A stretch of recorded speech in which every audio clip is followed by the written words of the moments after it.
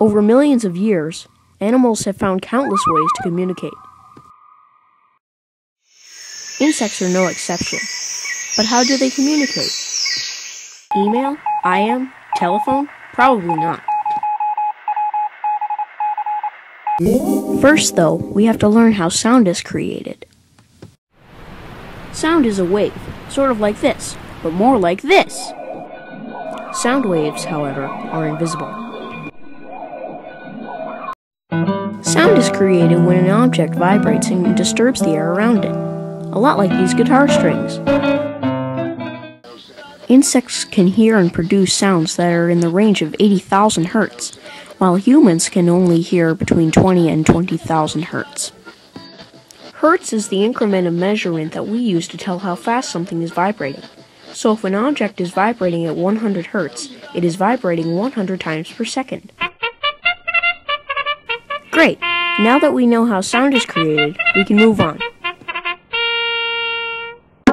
Some insects, like cicadas, force air across internal membranes to make sound. Some insects, like grasshoppers, rub body parts together to make sound. This is called stridulation. Some insects, like mosquitoes, rapidly flap their wings to make sound.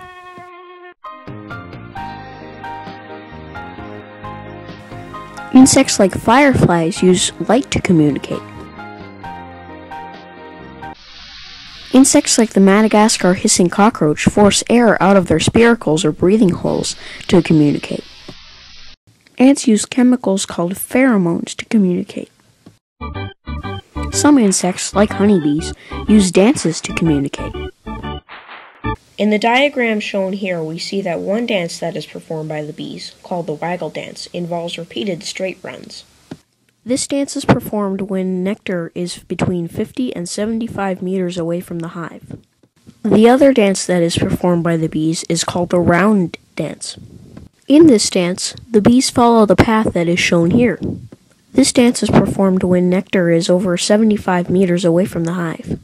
This dance requires that the bees use gravity and the sun to tell where nectar is. The Hymenoptera order, which includes bees, wasps, and ants, is the most advanced order for communication. This is because these insects live in communities, bees and wasps in their hives, and ants in their anthills. These communities work just like cities, each member contributing to the ultimate survival of the community with its job. So now we know how insects communicate. Great, but what are they saying? The most common thing for an insect to say is, "I found food," or "We're in danger." But some insects reserve communication for finding a mate. So now you know how sound is created, how insects communicate, and why they communicate. Thank you so much for watching.